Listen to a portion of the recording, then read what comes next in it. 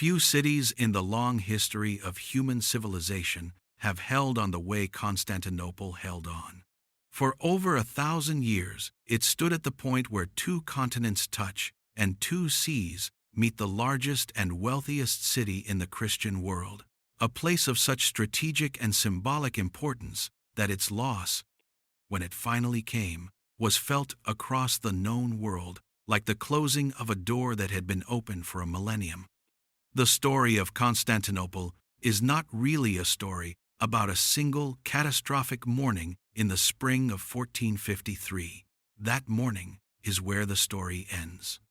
But the story itself is much longer and much stranger, and in many ways far more remarkable than the way it concludes. It is the story of a city that was attacked again and again by the greatest military powers of its age, and that endured, that outlasted empires, that watched rivals rise and fall while it continued, stubbornly, improbably, to exist. Tonight, we'll trace Constantinople from its earliest foundations through the long centuries that shaped it into the most resilient city the ancient world had ever produced. We'll see it built and rebuilt, betrayed, diminished, reduced to something much smaller than it once was, yet still standing. We'll follow it to the end, to the spring night, when the walls that had held for 12 centuries finally gave way, and then beyond, to understand what its fall meant for the world that came after. Before we begin, I want to thank everyone who has been listening and coming back to this channel. These stories take time to get right, and knowing that you're here wherever you are, whatever hour it is, makes the work worthwhile. I hope this one finds you somewhere comfortable, and that it carries you easily into sleep. There is a stretch of water in the eastern Mediterranean that connects the Black Sea to the Sea of Marmara. It is narrow enough that you can stand on one shore and clearly see the other, and for thousands of years it has served as the natural boundary between Europe and Asia. The ancient Greeks called it the Bosphorus, which means ox ford, a reference to a myth so old that its origins have dissolved into the deep past. Ships that sailed it traveled between two worlds. Whatever stood at its shores controlled the passage between them. On the European side of that strait, where a peninsula reaches into the water like an outstretched arm, a small fishing settlement grew up sometime in the 7th century before the Common Era. The story goes that it was founded by a man named Byzas of Megara, a Greek colonist who had traveled east looking for a place to build something lasting. The oracle at Delphi, as oracles tended to do, gave him an answer that was more poetic than practical. She told him to settle opposite the city of the blind. When Byzas reached the Bosphorus and looked across the water at the Asian shore, where another Greek settlement called Chalcedon had already established itself, he understood. The people who had built Chalcedon had stood at the most extraordinary natural harbor in the world and built their city on the wrong side of it. They had been blind to what was directly across the water. Byzas built his city there instead, on the peninsula, and called it Byzantium. For nearly 1,000 years, Byzantium was an important but unremarkable Greek city. It changed hands several times: Persians, Spartans, Macedonians, Romans. It sat on its strategic peninsula and watched the tides of history move around it without transforming it. The harbor was good. The position was strong. The city prospered, and occasionally suffered and continued. There was nothing yet to suggest that this particular point on the Bosphorus would one day become the capital of the world. That changed in the year 324, when a Roman emperor named Constantine the Great stood on the peninsula of Byzantium and made a decision that altered the course of Western history. Constantine had spent years fighting to reunify a Roman Empire that had been fracturing along its seams for decades. He had won in the end decisively, and now he faced a question that all victorious emperors eventually face: where to rule from. Rome itself was the obvious answer. It had been the center of the empire for 1,000 years. But Constantine, who was a man of both extraordinary ambition and practical intelligence, saw things differently. Rome was in the wrong place. It sat in the western half of an empire whose wealth, population, and cultural energy had been shifting east for generations. It was distant from the Danube frontier, where the Germanic tribes pressed against the empire's northern edge. It was distant from the Persian frontier to the east, where the Sassanid Empire had become a persistent and formidable adversary. Most importantly, it was distant from the real commercial heart of the empire, which lay in the Greek-speaking eastern provinces.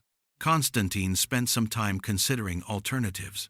He looked at Troy, which had a powerful mythological resonance for Romans who traced their ancestry to its refugees. He looked at Serdica, in the Balkans. He looked at several locations along the Danube. And then he came to Byzantium, and the choice became obvious. The peninsula was nearly perfect. 3 sides were protected by water: the Golden Horn to the north, the Sea of Marmara to the south, and the Bosphorus to the east. Only the western side faced open land, and that side could be walled. The harbor of the Golden Horn was one of the finest natural anchorages in the world, deep and calm, and capable of sheltering enormous fleets. The position controlled the movement of goods between the Black Sea and the Mediterranean, which meant that whoever held it held the arteries of eastern trade. And it sat at the precise geographic midpoint of the empire, close enough to both frontiers to be governed from, central enough to be defended. Constantine announced that a new capital would be built here. He called it Nova Roma, New Rome. The name never entirely caught on. The city would eventually come to be known by the name of the man who built it. Construction began with a speed and ambition that matched the man directing it. Constantine modeled his new capital deliberately on the old one. He gave it 7 hills, as Rome had 7 hills. He gave it a senate, a forum, a hippodrome for chariot racing. He brought artworks and monuments from across the empire to decorate its public spaces, including 4 bronze horses from the island of Chios, which would stand at the hippodrome for nearly 9 centuries before being carried away by men who should have known better. He brought people, too, offering free grain to citizens who agreed to settle in the new city.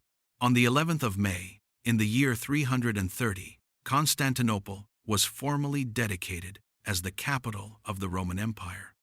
The city grew with remarkable speed. Within a generation, it had outgrown its original walls. Within a century, it was the largest city in Europe and one of the largest in the world. The numbers that historians give for its population at its height vary widely, but a reasonable estimate for the 5th and 6th centuries places it somewhere between 300,000 and 500,000 inhabitants, a scale that would not be matched by any European city for 1,000 years after its fall. People came from every corner of the empire and beyond: Greek speakers and Latin speakers, merchants from Alexandria, scholars from Athens, soldiers from the Danube frontier. The eastern provinces, with their long traditions of urban life and commerce, sent their energies here. Constantinople absorbed them all. The city's first great test came not from an external enemy but from the movement of the world itself. The Western Roman Empire, already weakening for decades, fell apart definitively in the 5th century. The last Western emperor was deposed in 476, a date that historians have long treated as the end of the ancient world. But in the East, the empire continued.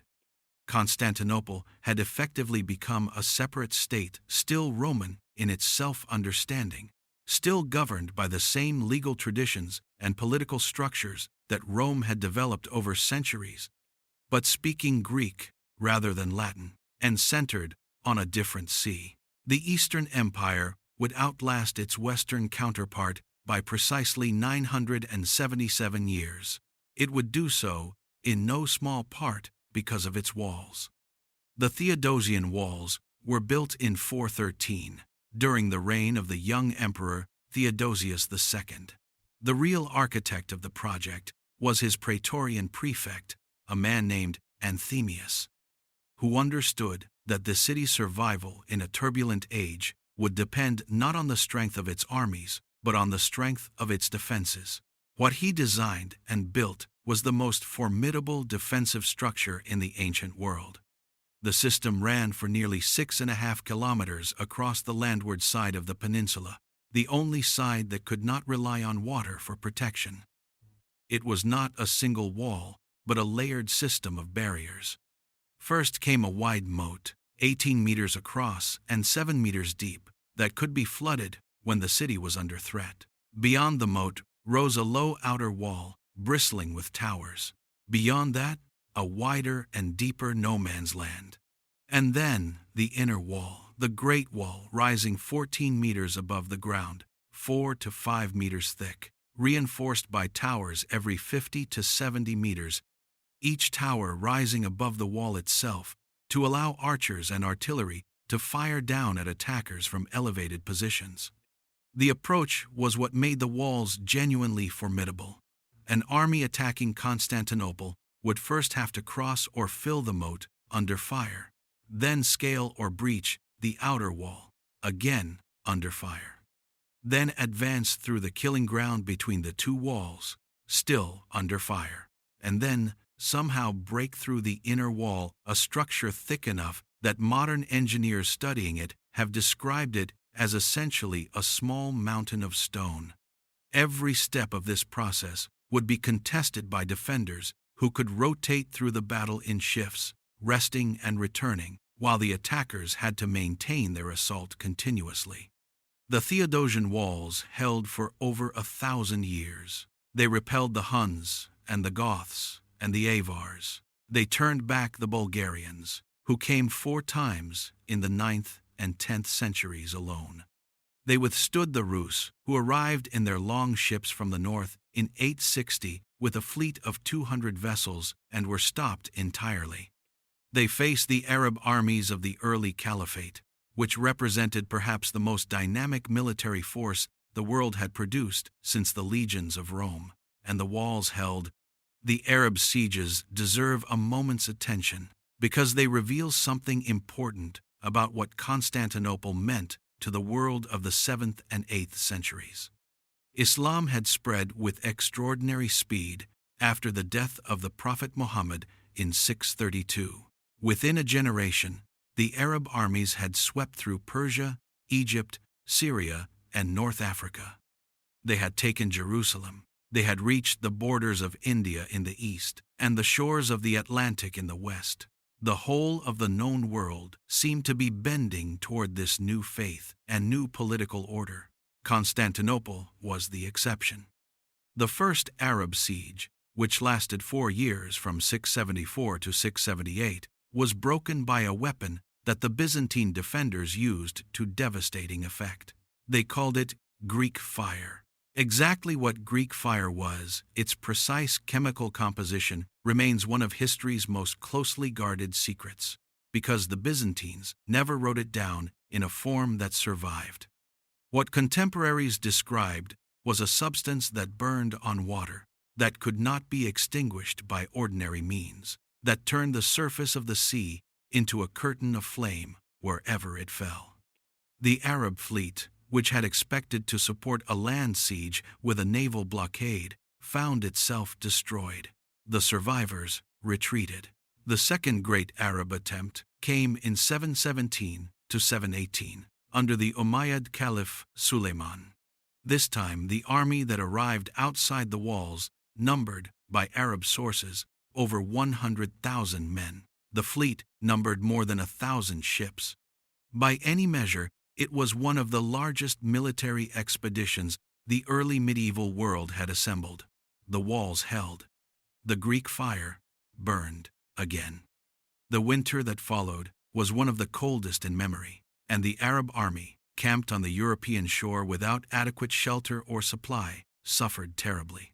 By the time the siege was abandoned the following summer, the expedition had been destroyed more by the landscape and the weather and the implacable walls than by any single engagement. The Arab sieges never came again. Within the walls, during these centuries of threat and resilience, the city had built something extraordinary.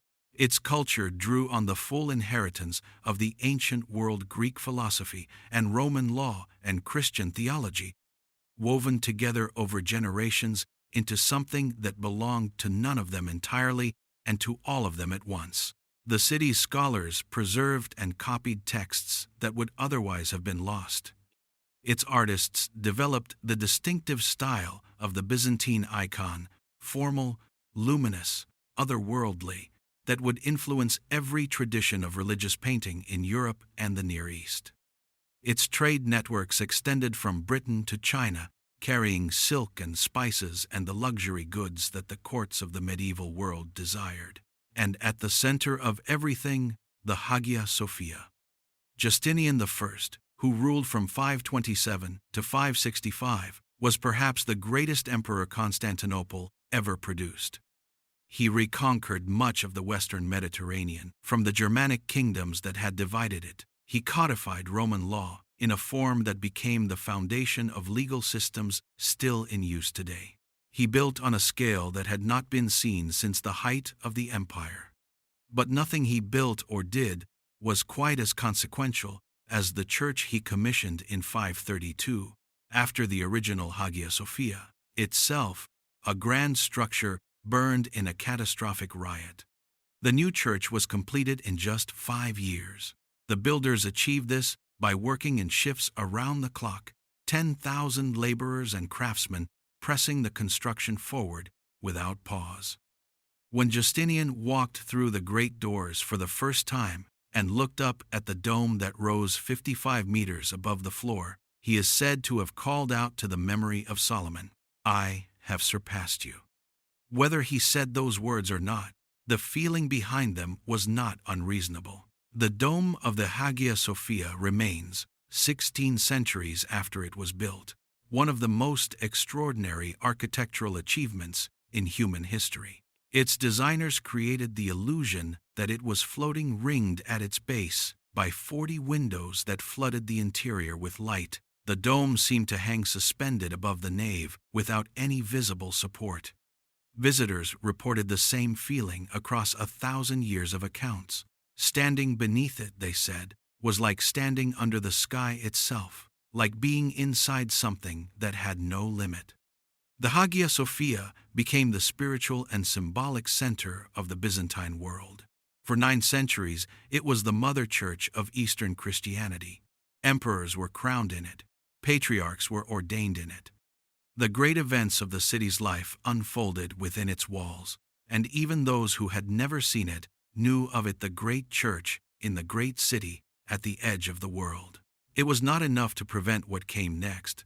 In the year 1199, a new crusade was called. It would be the 4th major expedition to travel from Europe to the Holy Land under the banner of the cross, and its goal, as all the crusades before it, was the recovery of Jerusalem from Muslim rule. The men who assembled for it were mostly French nobles, knights, and their retinues, men who had taken the cross with genuine faith and a belief that what they were doing was righteous. What they did instead was one of history's most spectacular acts of betrayal. The story of how the Fourth Crusade ended in the sacking of Constantinople is tangled and contested, and involves a series of diversions that each seemed, at the time, like logical steps. The Crusaders needed ships. Venice had ships. The Doge of Venice, a man named Enrico Dandolo, who was ancient and almost entirely blind and possessed of a ferocious will and a long memory for grievance, agreed to provide them.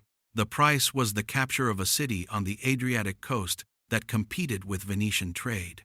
Then there was a Byzantine prince who needed help reclaiming his throne and offered rich rewards.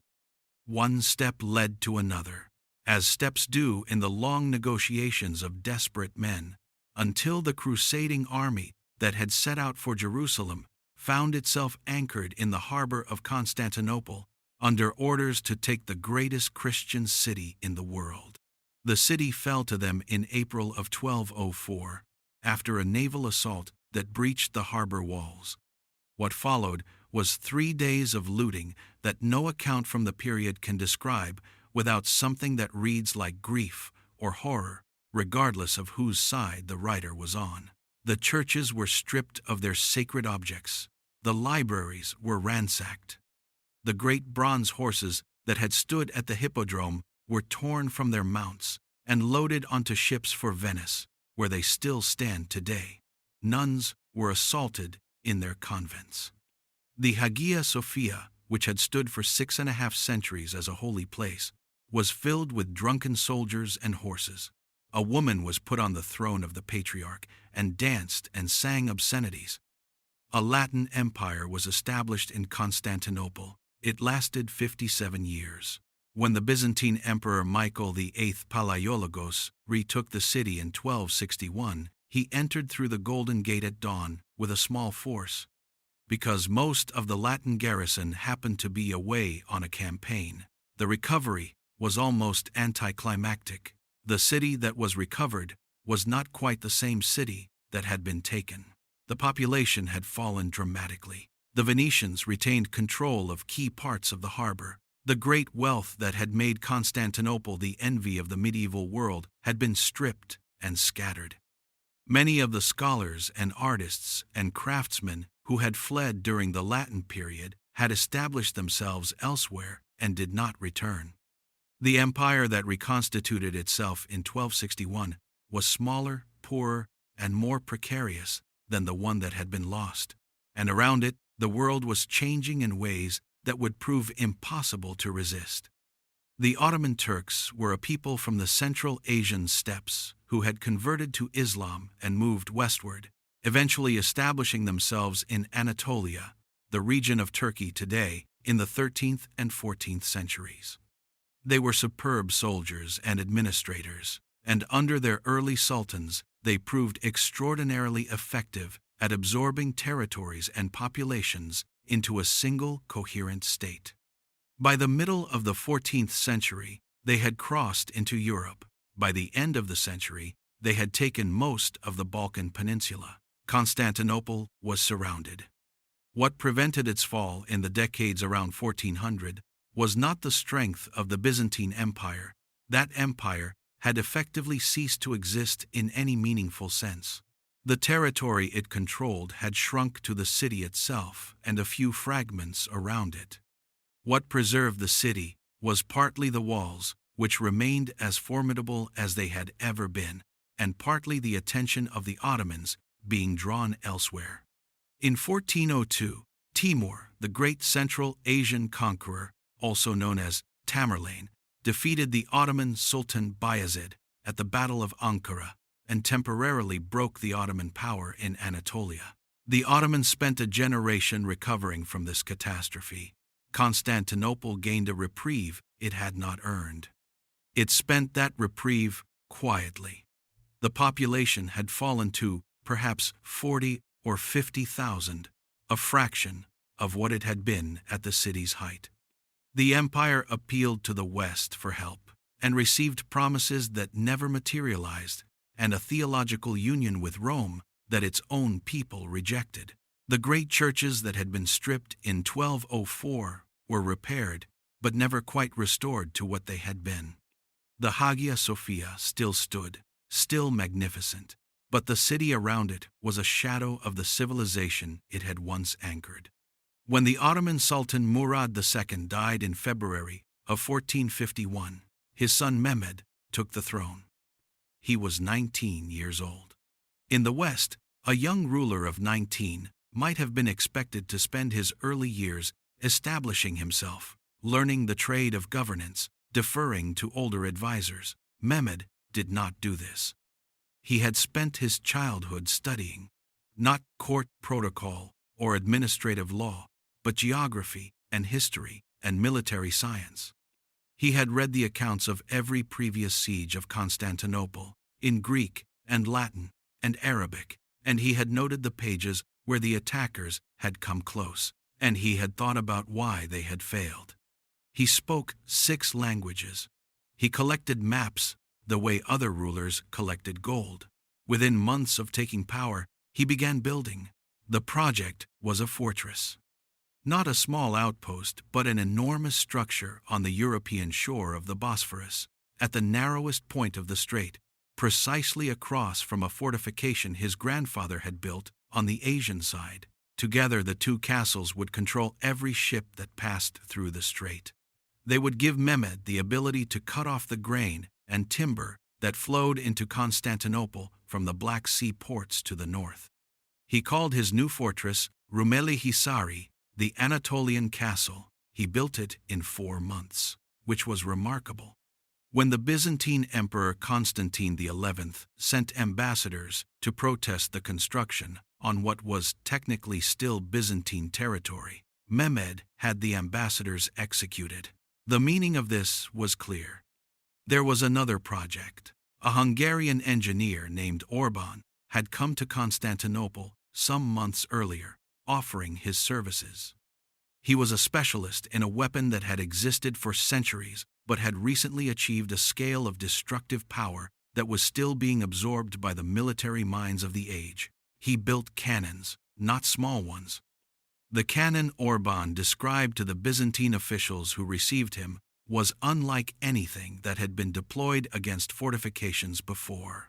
The ball it fired, he said, would weigh over 1,000 pounds. The weapon itself would require scores of oxen to move. It could, he believed, destroy the walls of Babylon.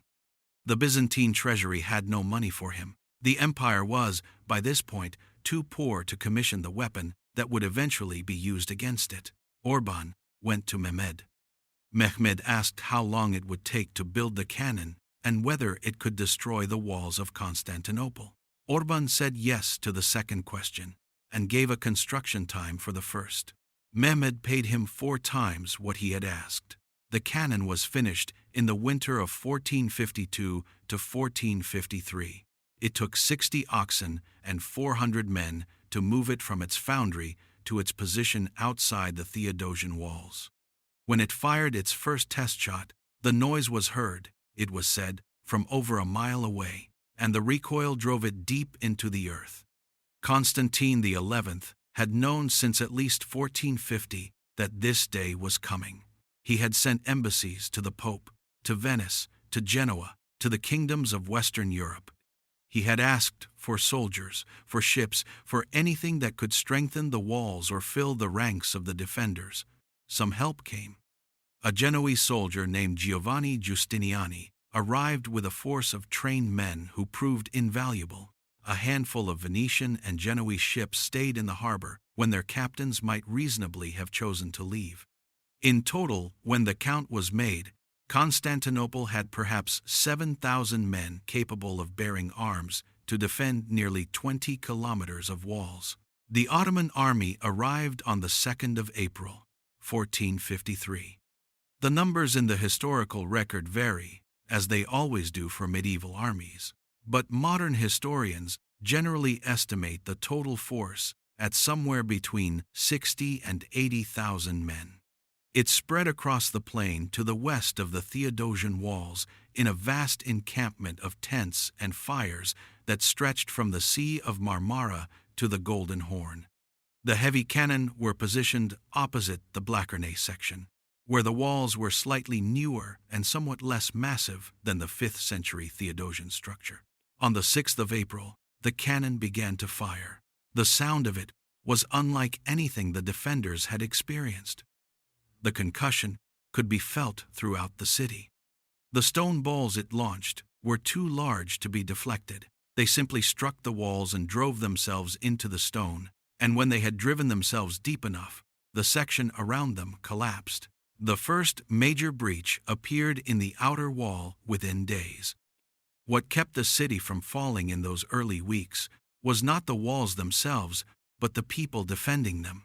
Every night, by torchlight, teams of defenders went out to the breaches and packed them with earth and timber and whatever materials came to hand.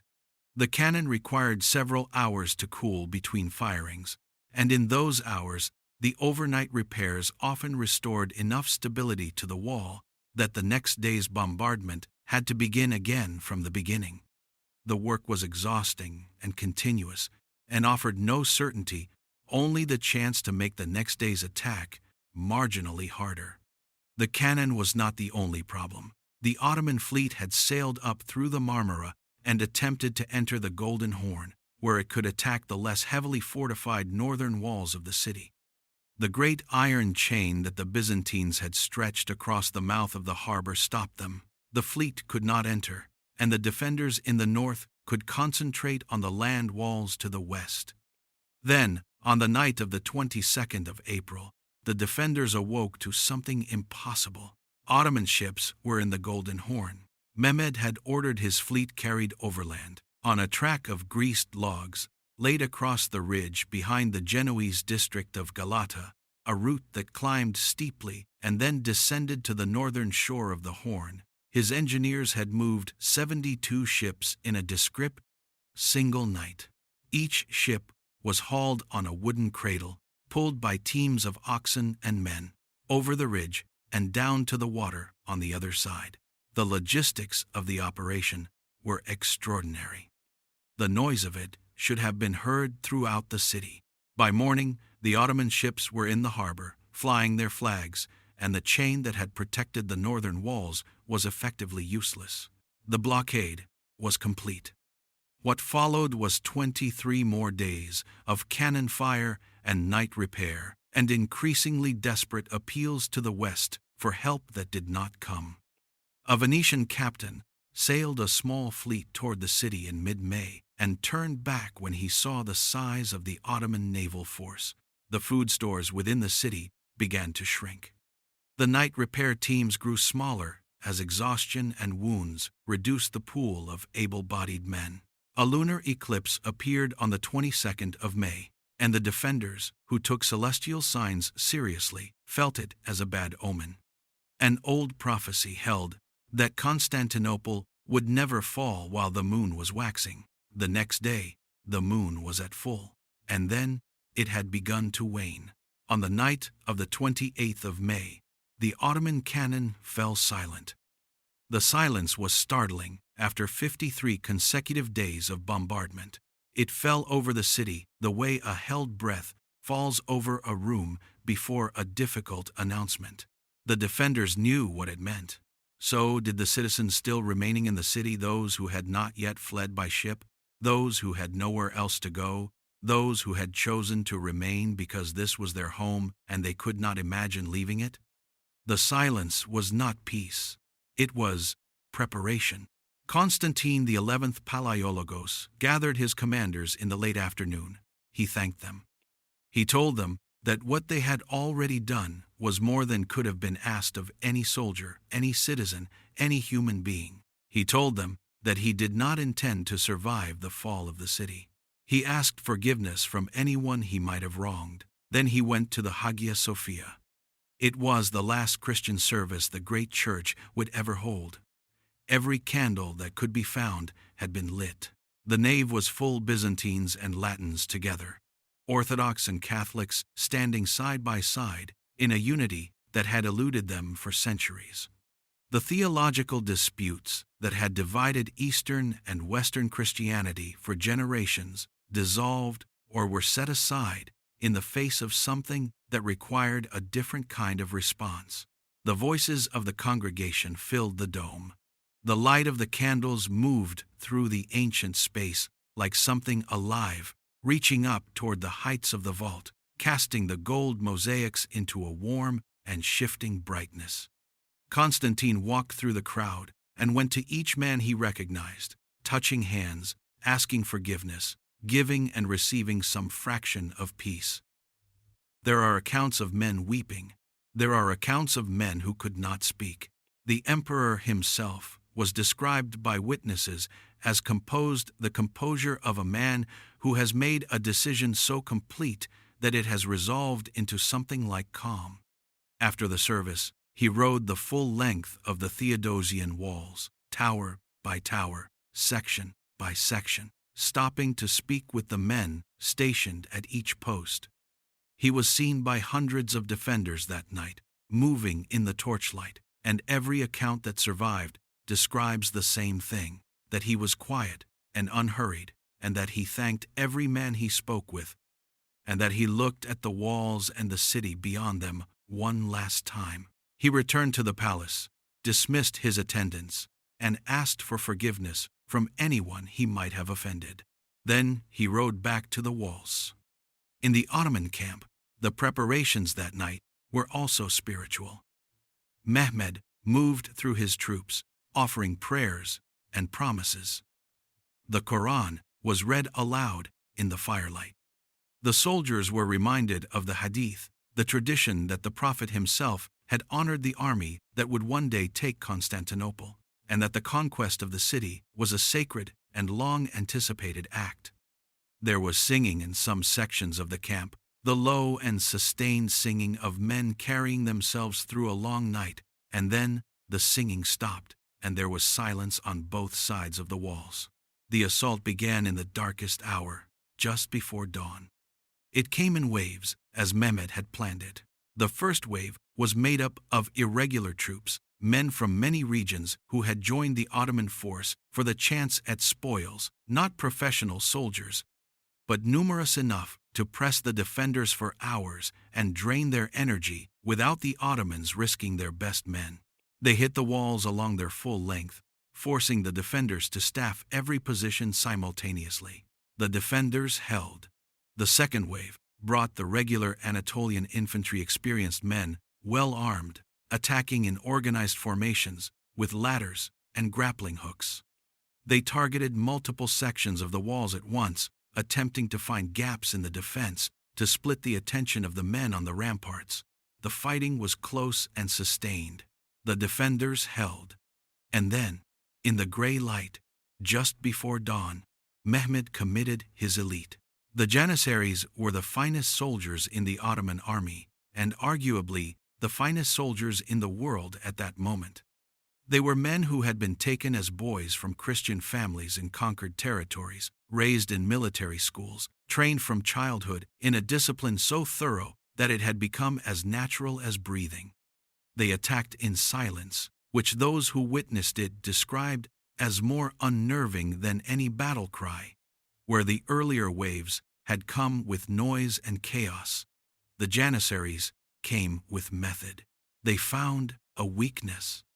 In the Blakerne section of the walls, a small postern gate, called the Kirkoporta, had been used throughout the siege for scouting parties going in and out of the city under cover of darkness. On the final night, in the confusion of the assault, it was left unbarred. No one has ever determined with certainty who was responsible for this, whether it was simple oversight in the chaos, whether the last party to pass through forgot to secure it behind them, or whether something else was at play. What is known is that a group of Janissaries, working their way along the base of the wall, found it, pushed it. It opened. They were inside the wall before anyone realized. At almost the same moment, the Genoese general, Giovanni Giustiniani, the man who had organized and led the defense of the land walls for 53 days, whose presence at the ramparts had been a constant source of resolve for the men around him, was struck by an arrow or a bolt through a gap in his armor. The wound was severe. His men carried him off the wall and toward the harbor, toward a ship. He left the walls. When the soldiers near him saw their commander being carried away, something that had been held together by will and habit and necessity began to come apart. One Ottoman flag appeared on an inner tower, placed there by the soldiers who had come through the Kirkoporta, and word spread along the walls faster than truth could travel. The city had fallen. The city had fallen. The line broke.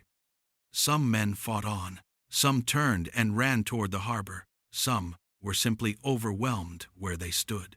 The Theodosian Walls, which had held against every army the ancient and medieval world had sent against them, which had stood for 1,200 years without being taken from the outside, were breached not by the cannon and not by the Janissaries in frontal assault, but by a gate left open in the dark.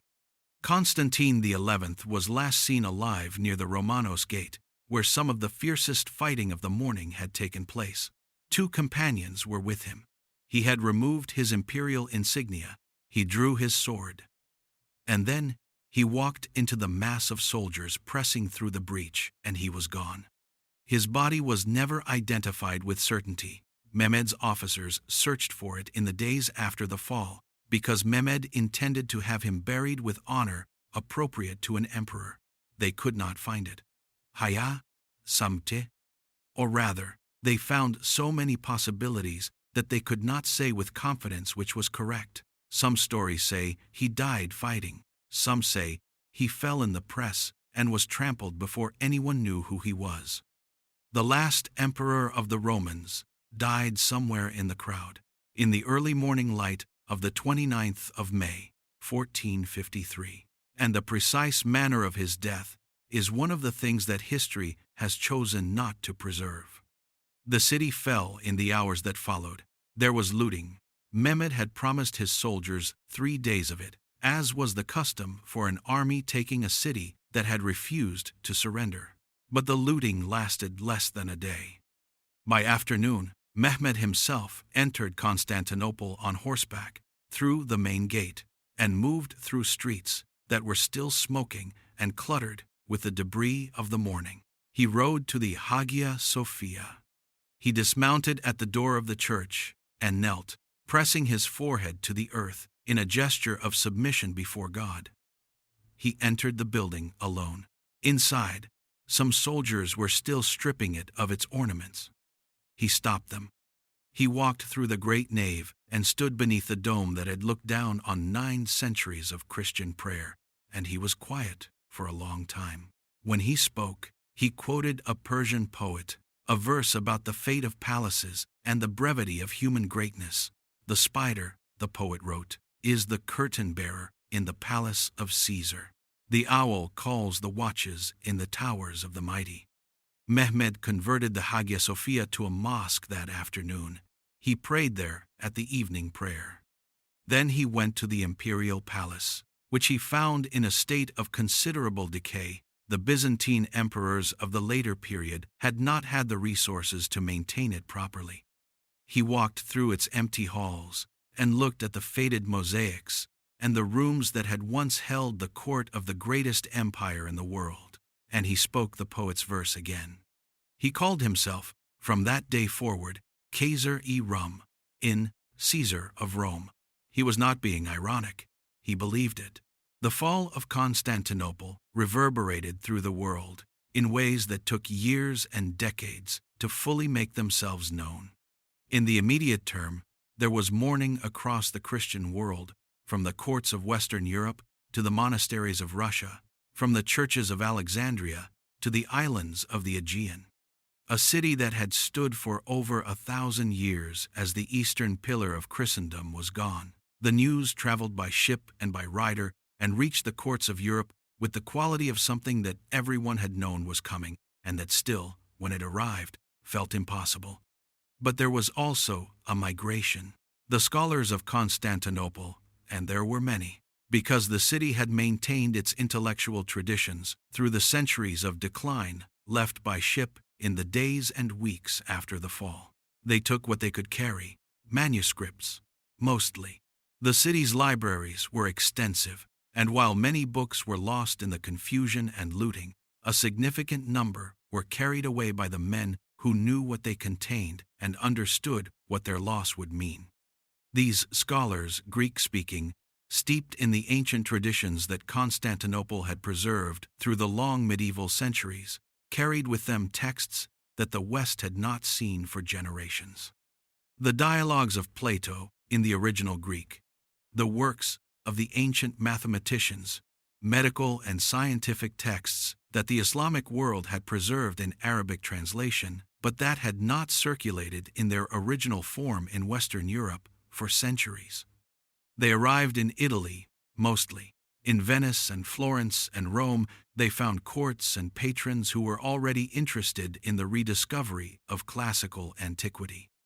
The arrival of the Byzantine scholars with their manuscripts and their knowledge accelerated something that was already beginning, the great intellectual movement that we call the Renaissance. The rebirth of interest in the art and literature and philosophy of the ancient world. The connection is not simple, and historians debate how much weight to give it. But there is something striking in the image of men fleeing the ruin of one civilization and carrying its books into the hands of another that was just beginning to ask similar questions about what human beings were capable of building. The Ottoman Empire that replaced Byzantine Constantinople was a different kind of state, but not, as its enemies in the West preferred to imagine, a barbaric one. Mehmed was a man of genuine intellectual curiosity. He spoke multiple languages and collected books and corresponded with scholars. He commissioned a portrait from a Venetian artist and kept it in his private apartments. He repopulated Constantinople, which had been badly underpopulated in its last Byzantine decades, by encouraging settlement from across the empire, bringing in Greeks and Armenians, and Jews and Muslims from Anatolia and the Balkans. The city that emerged from its Ottoman reinvention was once again a great and crowded metropolis, a center of trade and learning and cultural exchange, the capital of an empire that stretched from North Africa to Hungary, from Persia to Algeria. The Hagia Sophia remained a mosque for nearly 5 centuries, until 1934, when the founder of the modern Turkish Republic, Mustafa Kemal Atatürk, converted it into a museum. In 2020, the Turkish government converted it back into a mosque. The building has now served as a Christian church, a mosque, and a museum, and is once again a mosque, each transformation a reflection of the larger history of the place it stands. The Theodosian Walls still stand. They run across the western edge of what is now Istanbul, crumbling in places, patched in others, reduced in height by 15 centuries of weather and earthquake and neglect, but still recognizably the same structure that Anthemius designed in 413. You can walk along them today on a quiet morning, pressing your hand to stones that were already old when the Ottoman cannon first tested them, and feel the particular silence of something that has outlasted everything that was built to destroy it. Constantinople itself, the idea of it, the name, took a long time to fully disappear from use. Ottoman officials used the name Istanbul, which derives from a Greek phrase meaning in the city. But European maps and correspondence continued to call it Constantinople well into the 19th and early 20th centuries. The name was officially replaced by Istanbul only in 1930, by decree of the same government that had abolished the Ottoman Sultanate and the Caliphate and the old titles and institutions that had connected modern Turkey to the long line of states that had ruled from that peninsula on the Bosphorus. Today, Istanbul is one of the largest cities in the world, with a population of over 15 million people, sprawled across both shores of the strait. The blue-green water of the Bosphorus still runs between 2 continents, still carrying the traffic of the world's shipping. The hills that Constantine stood on and recognized as perfect still rise above the sea. The great dome of the Hagia Sophia still catches the morning light. Constantinople endured for over 1,000 years, at the point where everything met east and west, old world and new, the certainties of the ancient world and the unknowns of whatever came after. It held on through sieges and plagues and betrayals and slow diminishment, until the spring morning when it finally couldn't anymore. What it held together and what it carried into the world when it fell turned out to be more lasting than the walls. If you've made it here, if you've traveled from the shores of ancient Byzantium all the way through to that morning in 1453 and beyond, then you know what we're trying to build on this channel. History told at the pace it deserves, with the room it needs to breathe. Every video on this channel has no ad breaks, no interruptions, just the story, from beginning to end.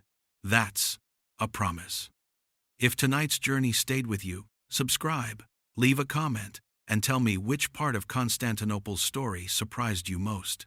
These conversations are the best part of making these videos, and they shape which stories we tell next. There are more cities, more empires, More stories waiting. I'll see you in the next one. Sleep well.